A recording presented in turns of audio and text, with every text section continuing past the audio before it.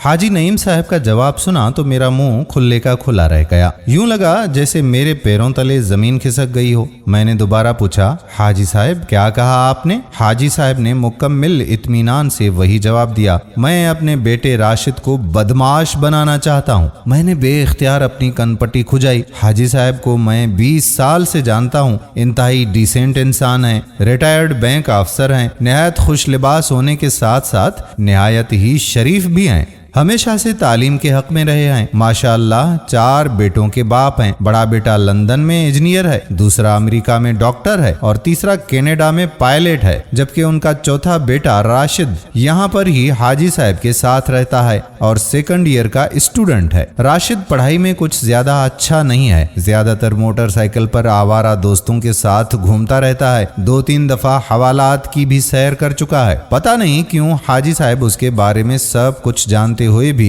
पहलू तही करना चाहते थे। आज इत्तफाकन हाजी साहब से मुलाकात हो गई तो मैंने पूछ लिया कि आप राशिद को क्या बनाना चाहते हैं। हाजी साहब का जवाब मेरे होश उड़ाने के लिए काफी था। एक ऐसा बाप जो खुद भी तालीम याफ्ता हो और 3 बेटे भी बैरून मुल्क निहायत पुरकशिश ओहदों पर काम कर रहे हों, वो ऐसा जवाब देगा तो चौंकना तो बनता है। वजह पूछी तो बेइख्तियार हंस पड़े। कहने लगे, यार उसकी बदमाशी की वजह से मेरे बहुत सारे मसले खुद ब खुद हल हो गए हैं। वैसे भी कम बख्त है तो आवारा, लेकिन सस्ते जज्बात उसमें कूट कूट कर भरे हुए हैं। मैंने आंखें फाड़ कर पूछा, क्या मतलब हाजी साहब? हाजी साहब दोबारा हंसे। कहा, देखो मैं तो ठहरा बुज़दिली की हद तक शरीफ इंसान। बिजली का पूरा बिल भरने के बावजूद जब लाइनमैन मुझसे आकर मशकूक अंदाज में कहता था कि आपका मीटर क्यों आहिस्ता चलता है, तो मैं खौफज़दा हो जाता था और कस्में खाने लगता था कि मुझे कुछ नहीं पता। इस पर लाइनमैन और ज्यादा शेर हो जाता था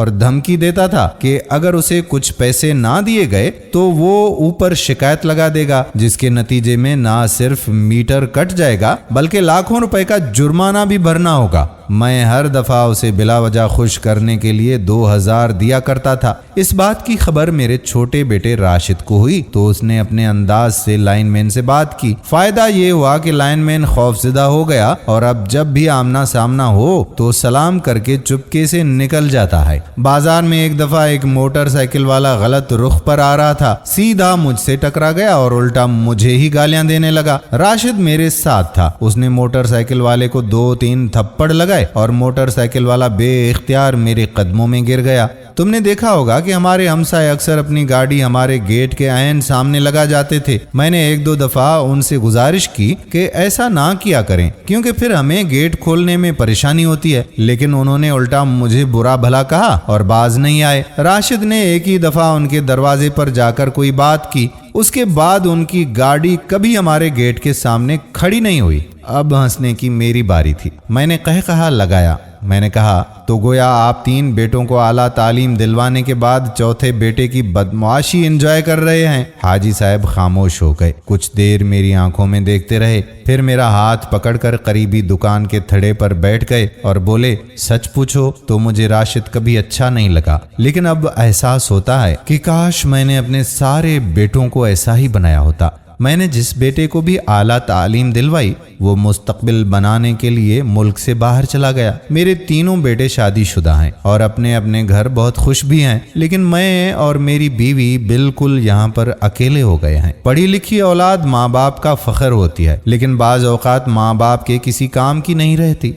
हाजी साहब ने गहरी सांस ली, जेब से मुड़ा तुड़ा टिश्यू पेपर निकालकर आंखों के गोशे साफ किए और टिश्यू पेपर दोबारा मुट्ठी में जकड़ लिया। कहने लगे, मुझे एहसास है कि मेरे ये जुमले सरासर खुदगर्जी के जुमरे में आते हैं, लेकिन मैं चाहता हूँ कि राशिद अनपढ़ रहे। वो लफंगा और आवारा तो है, लेकिन रात को मेरे पैर भी दबाता है। कोई भी चीज चाहिए हो तो झट से ला देता है। ये बचपन से ही ऐसा था। इसका पढ़ाई में दिल नहीं लगता था, लेकिन घर के सारे काम यही करता था। जब उसके 3 बड़े भाई तालीम हासिल कर रहे थे और किताबें खोले पढ़ रहे होते थे तो यही सब्जी लाता था। बड़े भाई अकेडमियों में चले जाते थे और ये तनूर से रोटियां लाने का फरीजा सर अंजाम देता था। मेरी गाड़ी भी यही साफ करता था। घर के छत वाले पंखे भी इसी ने साफ किए। इसे बड़े बड़े अल्फाज नहीं आते, چھوٹی چھوٹی سی باتوں پر مجھے حوصلہ دیتا ہے، فلمی انداز میں ڈائلاگ مارتا ہے کہ ابو میرے ہوتے ہوئے آپ کو کوئی فکر کرنے کی ضرورت نہیں ہے،